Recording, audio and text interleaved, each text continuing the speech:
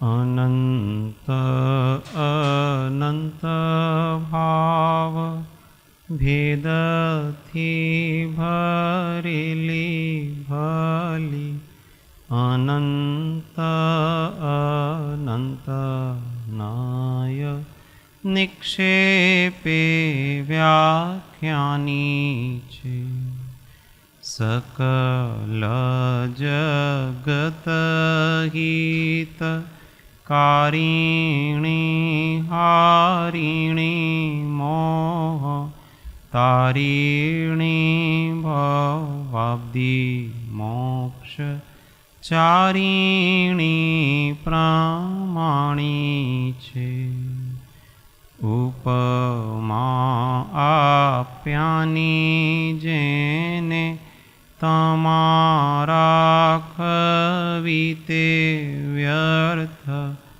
आपवाथी निज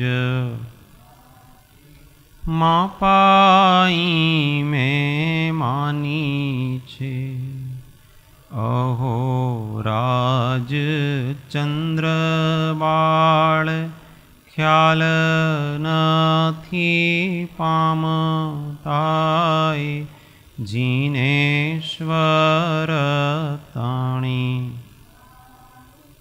जाणी तेणे जाणी छे गुरुराज ताणी जाणी तेणे जाणी छे अणमिउण सौ सिद्धे जाणु तम खविददीह संसारे दस दस दो दो यजिणे दस दो अणुपेहणम वोच्छे ओ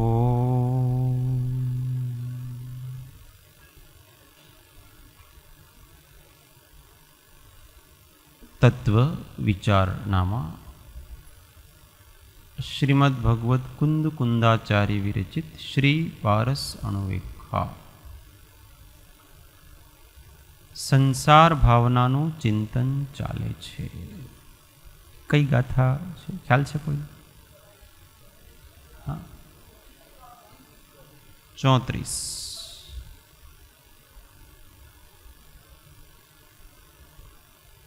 पृष्ठ संख्या 49 गाथा 34 अर्धी अर्धी લીટી બધાને બોલવાનો પ્રયત્ન કરવાનો છે। प्रयत्न कर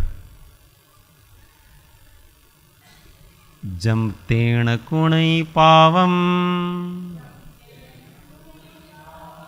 विषयनिमित्तं च अहर्निशं जीवो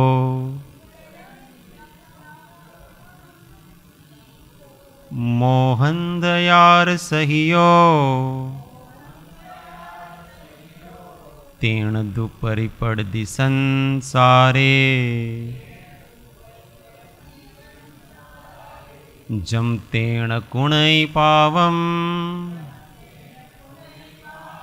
विषयनिमित्तं च अहर्निशं जीवो मोहन्दयारसह्यो सहियो तेण दुपरिपड़दि संसारे तेड़ दुपरिपड़ित संसारे सब साथ जमतेण कुणै पावम विषयनिमित्तं च अहर्निशं जीवो मोहन्दयारसह्यो तेण दुपरिपड़ित संसारे। संसार में विषय के वश जो रहेगा सो यत्न रात दिन भी आगे का करेगा। मोहांधकार युत जीवन जी रहा है संसार में भटकता लघु धी रहा है। सब साथ में संसार में विषय के वश जो रहेगा, सो यत्न रात दिन भी यज्ञ का करेगा। मोहांधकार युत जीवन जी रहा है, संसार में भटकता लदुधी रहा है। गुजराती। संसार मां विषय ने वश जे बने, ते रात्रि दिन अघवश करणी करे छे।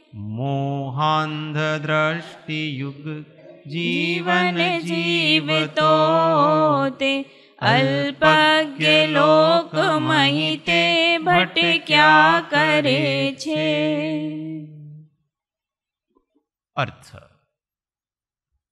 संसार भावना में पहले संसार का स्वरूप बता करके अब संसार में परिभ्रमण क्यों करता है, इसकी सब चर्चाएं चल रही है। पहले तो हिंसा का कारण बताया, इसके पहले मिथ्यात्व का कारण बताया, अब राग द्वेष विषय का कारण बताया, फिर राग द्वेष बताएंगे। क्रम से चल रही है एक एक में।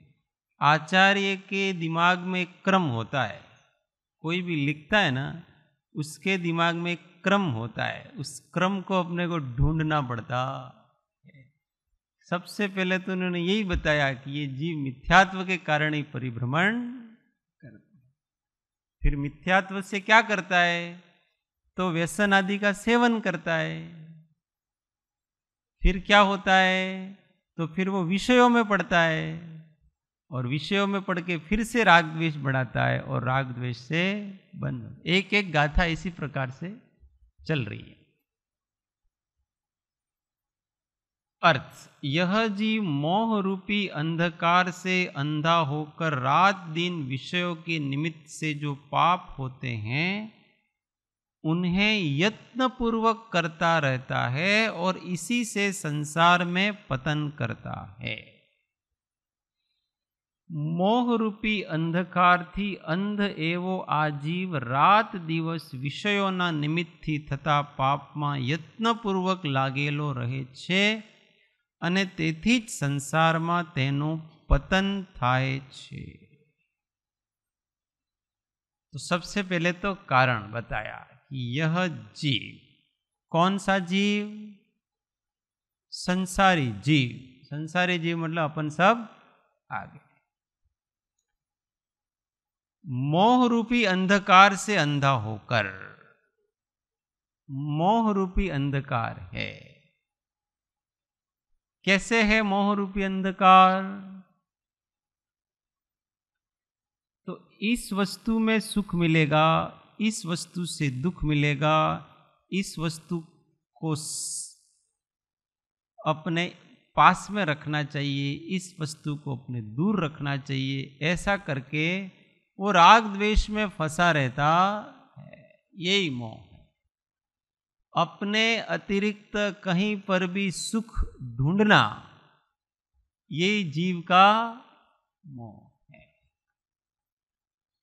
इस मोह की बात कर रहे हैं ये, क्योंकि हम पदार्थों को क्यों इकट्ठा करते हैं और क्यों दूर करते हैं, क्योंकि हम अपने ही सुख के लिए करते हैं ना।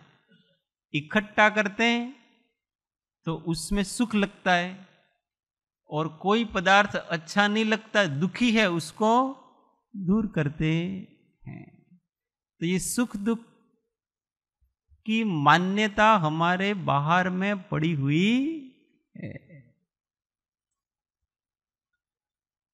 सुख होता है कि नहीं होता है अंदर बाहर के पदार्थों में? नहीं होता है, बिल्कुल नहीं है। ये कह रहे क्षणिक होता है।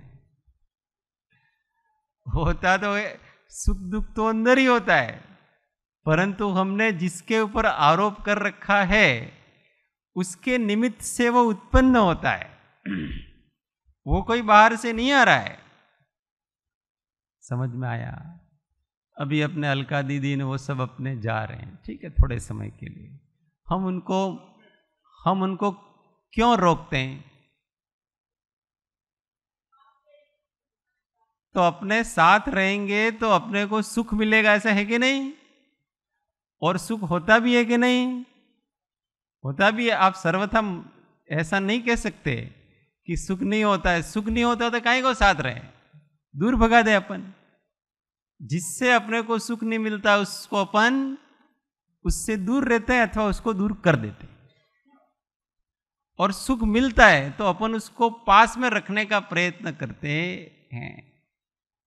अब ये क्या है कि हमने आरोपित कर रखा है। वास्तव में कहां से पैदा हो रहा है? अपने अंदर से ही पैदा हो रहा है और कहीं से पैदा हो रहा। परंतु उसी प्रकार का सांसारिक सुख का ऐसा ही निमित्त नैमित्तिक संबंध है। कौन से सुख का? सांसारिक सुख का ऐसा ही निमित्त नैमित्तिक संबंध है कि वो किसी पर के निमित्त से ही पैदा होगा। और दुख भी किसी भी पर के निमित्त से ही पैदा होगा। स्वायत्त सुख दुख होते ही नहीं है। स्वायत्त एक आनंद होता है, एक शांति होती है बस। बाकी सुख दुख तो पराधीन ही है, परंतु वो अपने में से होते हैं, दूसरे में होते नहीं। सुख और आनंद में क्या अंतर होता है? आनंद सुख वैसे तो एकार्थवाचक है, परंतु जो किसी भी निमित्त से पैदा नहीं होता है, स्वयं सहज स्वभाव है, बिना कारण जो होता है उसका नाम आनंद है। और जो किसी निमित्त से होता है वो सुख कहलाता है। क्योंकि सुख अपोजिट है किसका? दुख का। जिसका पक्ष होता है, जो विभाव को लेकर के होता है, वो स्वाभाविक नहीं है। आनंद का कोई विपक्षी नहीं है, शांति का कोई विपक्षी नहीं है। वो बस है, वो किसी निमित्त से पैदा होती नहीं, वो अपने आप होती है और वो हर समय होता है। हमारी दृष्टि जब बाहर होती है तो वो जो भीतर चल रहा है शांति और आनंद, वो उसका अपने को संवेदन होता। प्रॉब्लम ये है। ये प्रॉब्लम कब जाएगी? ये प्रॉब्लम केवली होंगे तभी जाएगी। इसके पहले जाएगी, ये रहेगी ही रहेगी अपने। इसलिए इसको स्वीकार करना, सात्विक सुख के साधनों का सेवन करना और राजसिक और तामसिक सुख के साधनों का दूर रहना, परित्याग करना। तो ये जितने स्वाधर्मी होते हैं, देवशास्त्र गुरु हैं, स्वाध्याय वगैरह, ये सब सात्विक सुख के कारण हैं और अपने को तात्विक सुख की ओर दृष्टि करने में उपयोगी होते हैं। इसलिए उनका तो प्रयत्न पूर्वक अपने को सेवन करना। और किसका प्रयत्न पूर्वक सेवन नहीं करना? तो यहां कर रहा है ये जो है वो, कि यह जी मोह रूपी अंधकार से अंधा होकर रात दिन विषयों के निमित्त से जो पाप होते उन्हें यत्न पूर्वक करता रहता है, प्रयत्न पूर्वक करता रहता है, रुचि से करता है, उत्साह से करता है, मजा लेकर के करता है, और इसी से संसार में पतन करता है। एक बार कहीं टेस्ट लग गया तो फिर से वो टेस्ट लेने की आदत पड़ती है कि नहीं? एक बार कोई वस्तु किसी जगह देख के आए कि यार लंदन अच्छा है, दूसरी बार फिर से जाएंगे। क्यों? टेस्ट पड़ेगा कि नहीं पड़ेगा? अच्छे का टेस्ट पड़ता है, बुरे के प्रति द्वेष जगता है। दोनों ठीक नहीं है, जो जैसा है वैसा है। तो हम यत्न पूर्वक करते हैं और इसी से संसार में अपना पतन करते हैं। कोई पूछ रहा था बीच में? मैं पूछ रही थी, भूल गई। हाँ, अच्छा। जो चीज हम भूल जाते हैं इसका अर्थ ये है कि वो बहुत इंपॉर्टेंट नहीं है। इंपॉर्टेंट चीज कभी अपने दिमाग से जाती ही भूल जाते। इसका मतलब वो थोड़ी उस समय आया था तत्काल और फिर चला गया, उसकी चिंता। ऐसा भी तो होता है कि उपयोग चेंज रहता हाँ। है तो इसलिए। नहीं, अगर आत्मा महत्वपूर्ण लगती तो नहीं भूलते। हमको महत्व का लगता नहीं है ना, वो अपने लिए महत्व की बात कर रहे हैं कि वो अपने जीवन मरण का प्रश्न नहीं था, वो जीवन मरण का प्रश्न नहीं था इसलिए भूल गए। जीवन मरण का हो तो नींद में भी याद अपने को। ऐसे आत्मा है, अगर अपने जीवन मरण का प्रश्न, सतत सुखी करने वाला कोई वस्तु है तो वो अपना चैतन्य आत्मा है।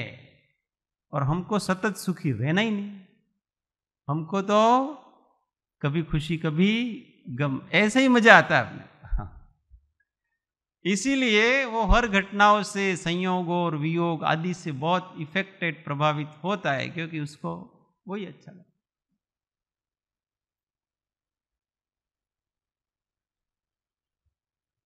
अब आगे कहते हैं, और तो इसका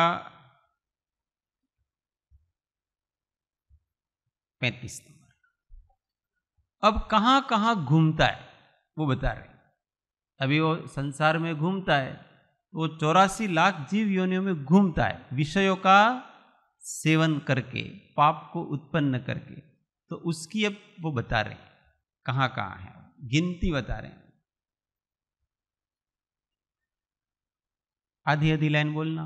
णिच्चीदर धातु सत्त, ऋचिदर धातु सत्त, यतरु 10 विलिंदियेसि छच्चेव, यातरु 10 विलिंदियेषु छच्चेव, सुर्णिर्यतिर्य चौरो, सुर्णीयतिर्य चौरो, 14 मणुवे सदसहसा, 14 मणुवे सदसहसा, सदसहसा।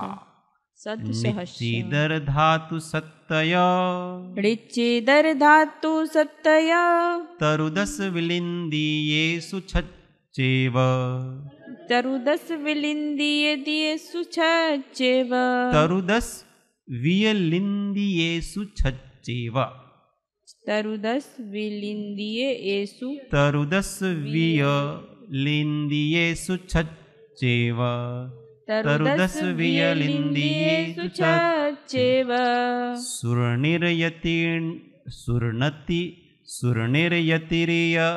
नितिर्य चौरो, सुर्णीयतिर्य चौरो, 14 मणुवो सदसहसा, 14 मणुवे सदसहसा। साथ में धीमे धीमे। ऋचिदर धातु सत्तय, तरु 10 वियलिंदियेषु छच्चेव, सुर्णिर्यतिर्य चौरो, 14 मणुवो सदसहसा। हिंदी। दोनों निगोद चौथावर सप्त सप्त, हे लक्ष्य तो विकल इंद्रिय है षडत्त, हे वृक्ष लक्ष 10 14 लक्ष मत्यम, 84 लक्ष्य सब योनिषु जाति मत्यम। साथ में। दोनों निगोद चौथावर सप्त सप्त, हे लक्ष्य तो विकल इंद्रिय है षडत्र, हे वृक्ष लक्ष 10 14 लक्ष मत्यम, 84 लक्ष सब योनिषु जात मत्यम। बन्ने निगोद चौस्थावर 7 7 लाखों तथा विकल इंद्रिय 6 पिछानो, 6 वृक्ष लाख 10 मानव 14 जानो, 84 लाख 100 बार उमेरी जानो, 84 लाख 100 बार उमेरी जानो। अर्थ। नित्य निगोद, इतर निगोद और धातु अर्थात पृथ्वी काय, जल काय, अग्नि काय और वायु काय की 7 7 लाख योनियां हैं। कुल मिला के कितनी हुई? 42 लाख। वनस्पति काय की 10 लाख। अभी वनस्पति फिर से, ये भी तो सब वनस्पतियां ही हैं, नित्य निगोद, इतर निगोद, अभी आपने गणना करेंगे। वनस्पति काय की 10 लाख, विकलेंद्रिय की 6 लाख, द्विइंद्रिय, तीन्द्रिय और चौइंद्रिय। देव नारकी और तिर्यंचों की 4-4 लाख और मनुष्यों की 14 लाख। इस तरह सब मिलाकर 84 लाख योनियां होती। अपन कहते हैं कि 84 लाख जीव योनियों में परिभ्रमण करते हैं, तो यहां पर ऐसे करते हैं। नित्य निगोद, इतर निगोद અને धातु अर्थात पृथ्वी काय, जल काय, अग्नि काय અને वायु कायની 7-7 लाख એટલે 42 लाख, વનસ્પતિ કાયની 10 લાખ, વિકલેન્દ્રિયની 2, 3, 4 એમ 6 લાખ, દેવ નારકી અને તિર્યંચની 4-4 લાખ અને મનુષ્યની 14 લાખ. આ રીતે બધી મળીને 84 લાખ યોનિઓ થાય છે. हाँ,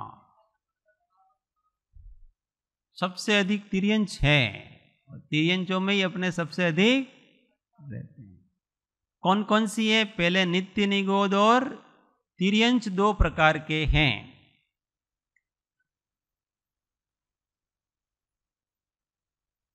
वैसे तो 3 प्रकार के, पर यहां 2. इसमें वनस्पति काय में भी 2 प्रकार के, साधारण वनस्पति और प्रत्येक वनस्पति.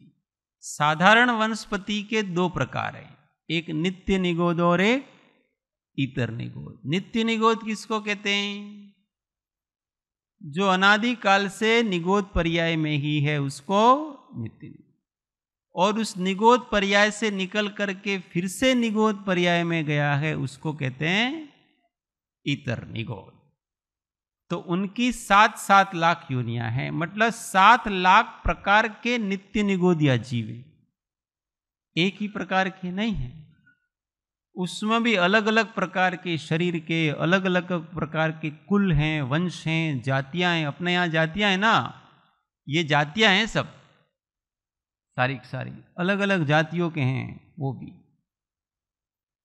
इतर निगोद ये भी 7 लाख जातियों वाले हैं योनि.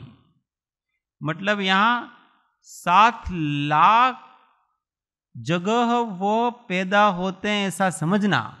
उनके पैदा होने के स्थान कितने हैं? 7 लाख प्रकार के हैं, पूरे लोक में हैं. इतर निगोद भी 7 लाख प्रकार के हैं, सबकी अलग अलग जगह है. और अने धातु, धातु पृथ्वी काय, ये पृथ्वी, जल, वायु, ये सब धातु कहलाते हैं. धातु का मतलब होता है कि जो धारण करके रखता है उसका नाम धातु है. तो ये सभी हैं, वो एक आधार हैं, सबके आधार का नाम ही धातु होता है. तो ये सब आधार हैं, जीवों के आधार. पृथ्वी आधार है, जल आधार है, वायु आधार है, अग्नि आधार है. तो आधार होने के कारण से इनको धातु कहते हैं. ये सब मौलिक आधार है. वैज्ञानिकों ने 105 तत्व खोजे. अब आजकल तो बढ़ गया है ना रम्या, कितने मूल धातुएं कितनी है साइंस में? पहले तो 105 तत्व थे. तत्व हैं एलिमेंट्स, एलिमेंट्स नहीं, हम थे उस समय 105 थे, फिर आगे खोज हो रही है उनकी. वास्तव में वो मूल धातु हैं. हाँ, कितली? हाँ, अपग्रेड थયું છે ને બધું. वो साइंस की अपेक्षा से, जैसे सोना एक तत्व है, चांदी एक तत्व है, लोहा एक तत्व है, ऐसे कितने तत्व, तांबा, सीसा, ऐसे कितने तत्व विज्ञान ने खोजे हैं.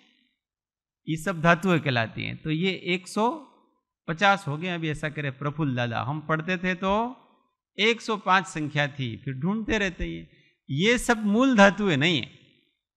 मूल धातुएं केवल 4 हैं और एक 5वीं चैतन्य धातु, जो इन सबसे विलक्षण है। वो किसी का आधार नहीं है और वो सबका आधार है, वो सबको अपने अंदर समा लेती है। परंतु वो चैतन्य धातु हैं, वो इन धातुओं के आधार से रहती हैं, यहाँ इनकी उत्पत्ति वगैरह होती है। ये 4 धातुएं हैं, मूल धातुएं 4 ही हैं। वो उसके मिक्स होकर के एक नई बनती है, मूल धातुएं 4 हैं ऐसे।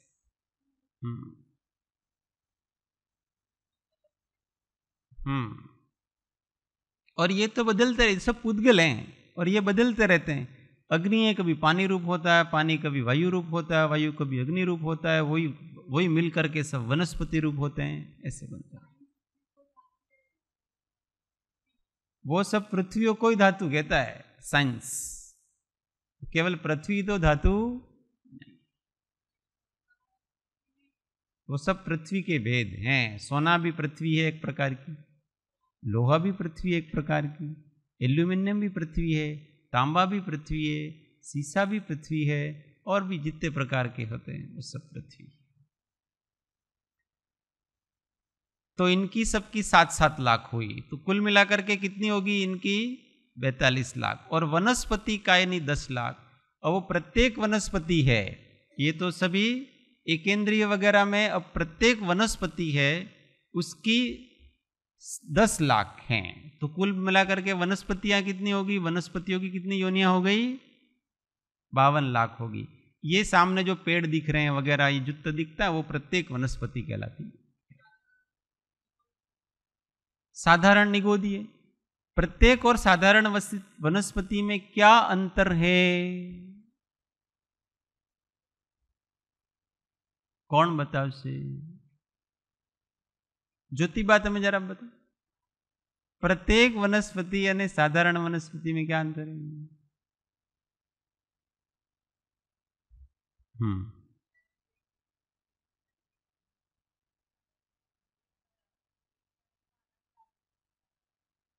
जिसका एक शरीर का एक ही मालिक होता है वो प्रत्येक शरीर, और एक शरीर के अनेक मालिक होते हैं वो साधारण। अपन हॉस्पिटल में कहते हैं ना, आ कॉमन वार्ड है, साधारण डॉर्मेटरी कि उसमें बहुत सारे रहते हैं और कोई एक रूम में रहता है, पर्सनल रूम है इसका, तो वो प्रत्येक वनस्पति कहलाती है। अपन अनंत काल तो नॉर्मल वार्ड में ही रहे, कॉमन वार्ड में, सब डॉर्मेटरी में ही रहे, जनरल वार्ड जिसको कहते हैं। भैया जी, ये सिर्फ वनस्पति में ही भेद क्यों लिए? बाकी सब ऐसे भी तो, जैसे अपन मनुष्य हैं तो अपने सहारे भी तो और भी जीव तो रहते हैं अपने शरीर के सहारे, और वो भी अपनी रहते आत्मा हैं, भी रहती है, तो फिर उसको क्यों? वो आश्रित हैं। तो फिर वो शरीर नहीं है उनका। जैसे अपने शरीर के अंदर बहुत सारे कीड़े मकोड़े, बहुत सारे जीव हैं, तो वो उनका अपना शरीर है। परंतु इन साधारण जीवों का तो जो एक शरीर, वही सबका शरीर है। जैसे आपके अंदर 5 जीव आ गए, ठीक है, शरीर आप ही हैं और जीव अलग अलग ऐसे, तो उन सबका हार्ट एक, आंखें वगैरह, जीव 5 है और सब उन्हीं आंखों से देखेंगे, उन्हीं से श्वास लेंगे, उन्हीं से सब करेंगे। तो वो ऐसा एक ही शरीर से सब करते हैं, एक साथ जीते हैं, एक साथ मरते हैं, एक साथ श्वास लेते हैं। तो कोरोना में पता पड़ गया कि कैसे रहते हैं डॉर्मेटरी में कितनी तकलीफ आती है। तो इन लोगों को बहुत तकलीफ है, पर क्या करें, पर्सनल पुण्य का उदय होता है तो सब पर्सनल मिलता है, नहीं तो सब साझा होता है, दो के बीच में बांटो। विकलेंद्रिय में क्या क्या आएगा? 2 इंद्रिय, 3 इंद्रिय और 4 इंद्रिय। तो वो सब कुल मिलाकर के 6 लाख हैं। 2 इंद्रिय वो 6 लाख जगह उत्पन्न होते हैं, उनकी जगह ऐसी, ऐसे 3 इंद्रिय, 4 इंद्रिय वगैरह।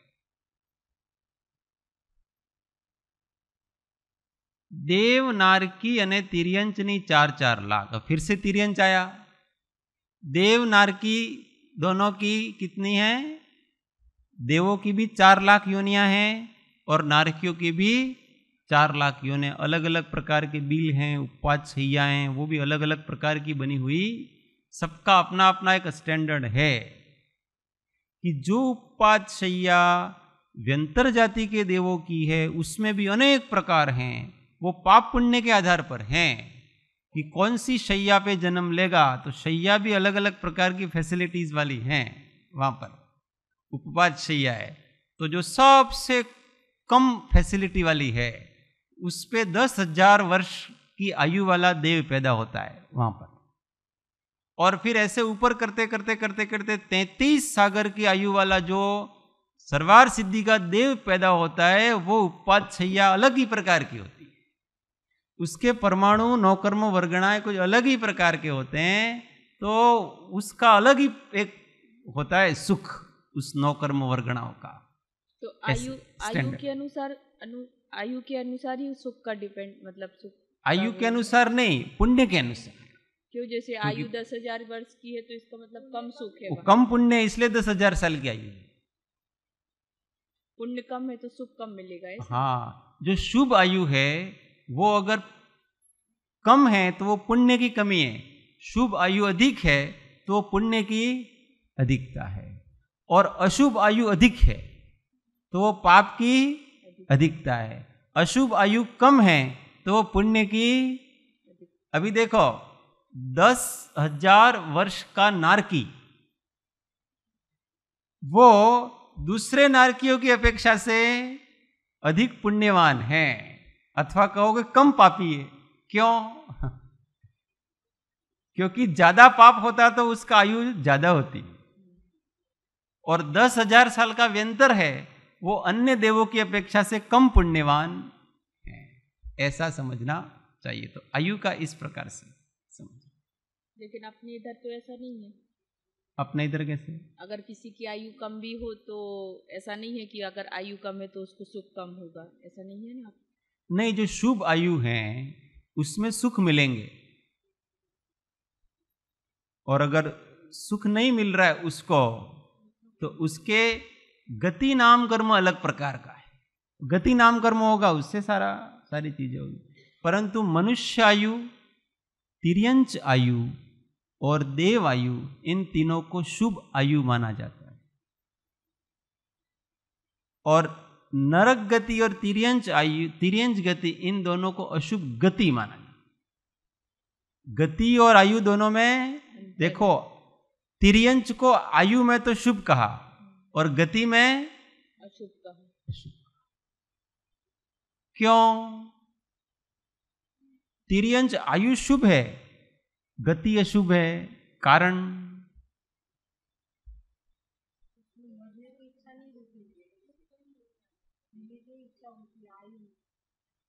तो वास्तव में क्या है कि अच्छा लगना और नहीं लगना की अपेक्षा से है सारी। तो तिर्यंच होता है उसको अपने जो शरीर मिला है उस शरीर में और उस पर्याय में उसको बने रहने की इच्छा होती है, मरने की इच्छा होती। इसी का नाम तो पुण्य है कि जो हमको अच्छा लगे, इसी का नाम तो पुण्य का उदय। तो ऐसे तो निगोदिया को भी उसको अपने गोद में उधर अच्छा ही लगता है उसको, तो क्या बुरा थोड़ी ना लगता? इसलिए तो वो तिर्यंच है, इसलिए तो उसको शुभ आयु में लिया है। तिर्यंच की आयु शुभ आयु है। क्यों पता है? उस निगोद वाले को भी वो पर्याय अच्छी लग रही है। वो भी मरना नहीं चाह रहा है परंतु मर रहा है विवशता से। कोई मरना थोड़ी चाहता है, केवल एक नारकी ही मरना चाहते हैं, मरने की भावना करते हैं। बाकी कोई जीव मरना चाहता, तीनों गतियों के कोई आयु को छोड़ना चाहता नहीं। इसलिए उसको शुभ माना और गति अशुभ, क्योंकि वह समस्या ही समस्याएं हैं, इसलिए दुख है, इसलिए अशुभ। जैसे जो मरना नहीं चाहते मनुष्य आयु वाले, लेकिन ये सुसाइड करते हुए देखे जाते थे। ये कोई भी चीज होती है। अब इनका प्रश्न है कि कोई सुसाइड करके मरना चाहे तो यहाँ एक अपवाद होता है ये तो कषाय के वश कर रहा है। वास्तव में अगर उस मनुष्य को उसकी वो समस्या से मुक्त कर दिया है तो मरना नहीं चाहता है। वो तो कोई समस्याग्रस्त हो गया है और उसको ऐसा है कि मैं इस शरीर का त्याग कर दूंगा तो मेरे को वो समस्या से मुक्त हो जाऊंगा, ऐसे भ्रम के कारण से ऐसा चाह रहा है। बाकी वो मनुष्य उसका वो मरना कब चाहता है? जब दुख से घिर जाता है, हमेशा नहीं चाहता है। नारकी हमेशा मरना चाहते हैं क्योंकि वो हमेशा दुखों से घिरे रहते हैं। और हर कोई मरना नहीं चाहता है, हर कोई मनुष्य मरना चाहता, कोई कोई ऐसा महामूर्ख होता है वही मरना चाहता है, इसलिए इसको अशुभ नहीं कह सकते।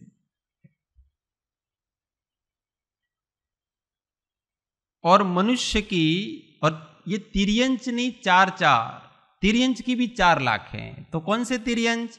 देखो अभी तो सभी अपने एकेंद्रिय की कितनी 42 लाख हो गई, और उसमें से वनस्पति काय और जोड़ दो तो 52 लाख तो केवल एकेंद्रिय की हुई। और फिर विकलेंद्रिय जोड़ देंगे अपन तो विकलेंद्रिय की 6 लाख हुई, देवों की 4 लाख और नारकियों की 4 लाख। और फिर उसमें तिर्यंचों को जोड़ा तो जो पंचेंद्रिय तिर्यंच होते हैं उसको यहाँ तिर्यंचों में लिया। तो पंचेंद्रिय में भी वो 2 प्रकार के होते हैं, एक सेनी और एक असैनी, संगनी अने। तो वो कितने प्रकार के होते हैं? 4 लाख प्रकार के होते हैं। ये गाय ने, भैंस ने, कुत्ता ने, घोड़ा ने, गधा ने, ये चूहा ने, हिरण ने, शेर ने, बकरी ने, हाथी ने, गाय ने, और भी जितने प्रकार के जो पशु दिखते हैं 4 पैर वाले होते हैं वो पशु कहलाते हैं, और जिनके पंख होते हैं वो पक्षी कहलाते हैं। तो इस लक्षणों वाले पशु और पक्षी, उनकी कुल कितनी जातियां हैं, कुल कितनी योनियां हैं? 4 लाख योनियां। इस प्रकार से 84 लाख योनियों में परिभ्रमण यह जीव करता है। क्यों करता है? अब इसका आगे 36 संजोग विपज्जोगम, संजोग विपज्जोगम, लाहालाहम सुहम च दुःखम च, लाहालाहम सुहम च दुःखम च, संसारे भूदाणम, संसारे भूदाणम, होदिहुमाणम तहावमाणम च, होदिहुमाणम तहावमाणम च, संजोग विपज्जोगम, संजोग विपज्जोगम, लाहालाहम सुहम च दुःखम च, लाहालाहम सुहम च दुःखम च, संसारे भूदाणम, संसारे भूदाणम, होदिहुमाणम तहावमाणम च, होदिहुमाणम तहावमाणम च। सौ साथे संजोग विपज्जोगम, लाहालाहम सुहम च दुःखम च, संसारे भूदाणम, होदिहुमाणम तहावमाणम च। मानापमान मिल जाय अलाभ होता, होता कभी सुख कभी दुख लाभ होता, होता वियोग विनियोग सुयोग होता, संसार को निरख तू उपयोग जोता। गुजराती संसार માં સહુ પ્રાણીને સંયોગ વિયોગ થાય છે, સુખ દુઃખ લાભાલાભને માનાપમાનો થાય છે, સુખ દુઃખ લાભાલાભને માનાપમાનો થાય છે।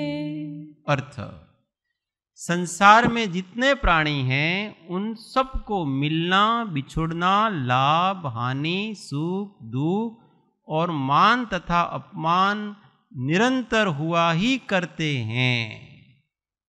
आ संसार में सर्व प्राणियों ने संयोग वियोग लाभालाभ सुख दुख अने मान अपमान थया ज करे छे। ये गाथा क्यों लिखी? कोई यूं कहे कि भाई हमको तो कोई प्रॉब्लम नहीं है, जीने में क्या प्रॉब्लम, जन्म लेंगे फिर मर जाएंगे, फिर नया शरीर मिलेगा, फिर से जन्म लेंगे, फिर से मरेंगे, फिर नया शरीर मिलेगा, प्रॉब्लम क्या है, समस्या क्या है? ये तो संसार का नियम है। 99.99% लोग इसी मानसिकता वाले कि उन्होंने इस व्यवस्था को स्वीकार कर लिया है, तो ये व्यवस्था है और अपने को यही करना है। अभव्य जीव ने इस व्यवस्था को पूरी तरह से स्वीकार कर,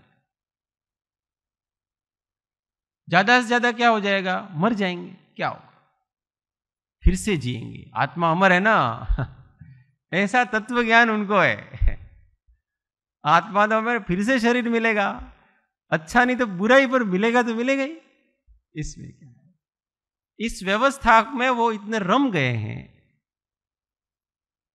और जहां भी जाते हैं वहां वो सुखी रहने का ही प्रयत्न करते हैं। तो ये महाराज ये कह रहे हैं कि इस संसार में हर जगह हर हमेशा आपको दुख मिलेगा, और ये दुख कहां से पैदा होगा, तो इन सब चीजों से पैदा होगा। हम जैसा चाहते हैं वैसा होगा नहीं।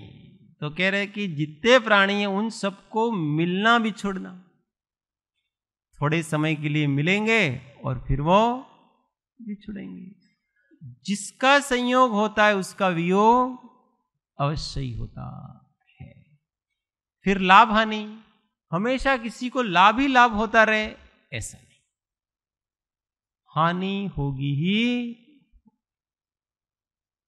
सुख प्राप्त करता सुख टळे छे, लेश लक्ष्य लहो, क्षण क्षण भयंकर भाव मरणे काहो राखी। सुख दुख भी हमेशा हो रहे हैं, थोड़ी देर सुखी और फिर वो आनंद कम हो जाता है। जो आनंद कम हो जाता है वो आनंद वास्तव में आनंद नहीं। पश्चात दुखते सुख नहीं, जिसके पश्चात दुख है वो सुख किस बात का, उसको सुख कह सकते नहीं। इसलिए सुख दुख भी होते रहे, जब तक हम संसार में रहेंगे तब तक होता रहे ये सारी चीज।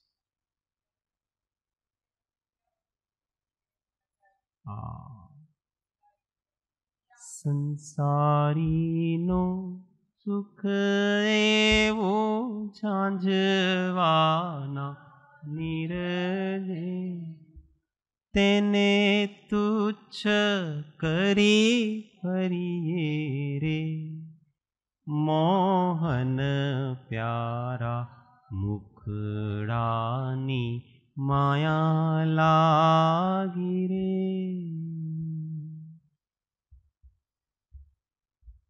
परनु तो हूँ प्रीतम प्यारो, अखंड सौभाग्य पार, मरवानो भय भाड़ियो। रंडवानो होता ना, रांडवानो भय जाड़ियो रे, मोहन प्यारा मुखड़ानी माया लागी। पर आप कह रहे थे वो पंक्ति, हाँ वो मुझे अंदर याद है बाहर याद नहीं है, जो वो ख्याल आ रहा है कि वो पंक्ति क्या है, उसी की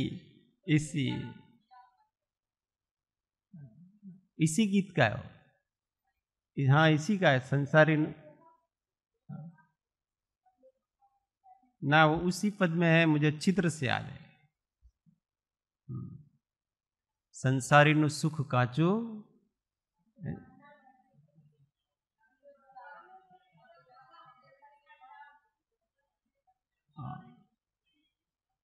ना ये तो થઈ ગયું। चलो इस गीत को मैं कल बताऊंगा, वो आप कह रहे हैं ना उस भाव का है। चलो तो ये सुख दुख आते रहते हैं, जब तक संसार में हैं तब तक सुख दुख आएंगे, और मान अपमान भी होता रहेगा। हम छोटे बड़े होते रहेंगे, हम जहां बड़े हैं कहीं और जाएंगे तो हमसे भी बड़े हैं। ये व्यक्ति है वो हमेशा बड़ा रहना चाहता है, और ऐसा तो संसार में संभव नहीं, यहां तो एक से बड़े एक रहेंगे, मिलेंगे आपको। इसलिए अब छोटा बड़ा नहीं, अपना स्वभाव कैसा, अगुरु लघु, उस स्वभाव को प्राप्त किया जाए। कोई छोटा हो अथवा बड़ा हो, हमसे क्या, हम हैं, इतना ही पर्याप्त है। इस छोटे से सूत्र को कोई समझ जाए ना, मैं हूं, बस, इससे अधिक अपने को कुछ नहीं चाहिए। न सुख चाहिए, न दुख चाहिए, न मान चाहिए, न अपमान चाहिए, न लाभ चाहिए, न हानि चाहिए, न संयोग चाहिए, न वियोग, कुछ नहीं। और अपना होना पना कभी भी जाता। हमारी प्रॉब्लम यह है कि हम अपनी उस मर्यादा से अधिक चाहते हैं।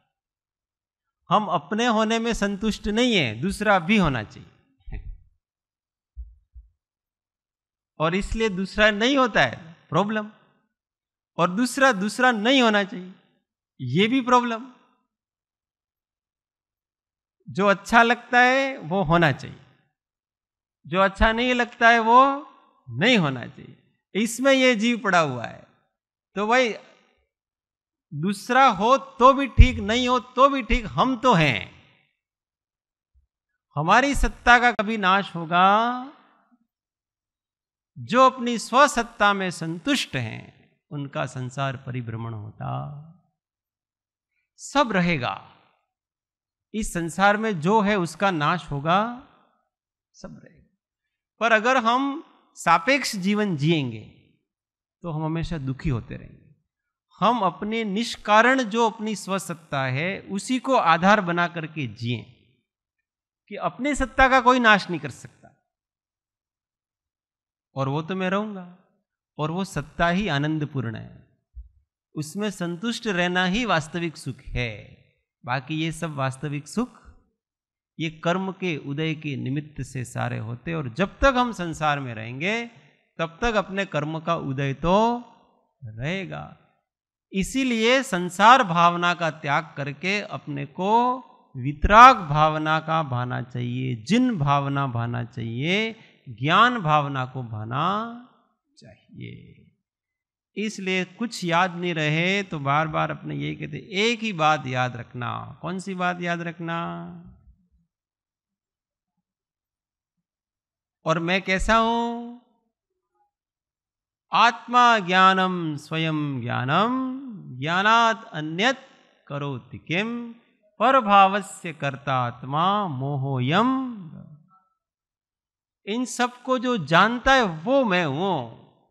संयोग को जानना, वियोग को जानना, सुख को जानना, दुख को जानना, मान को जानना, अपमान को जानना, लाभ को जानना, हानि को जानना। प्रॉब्लम क्या है?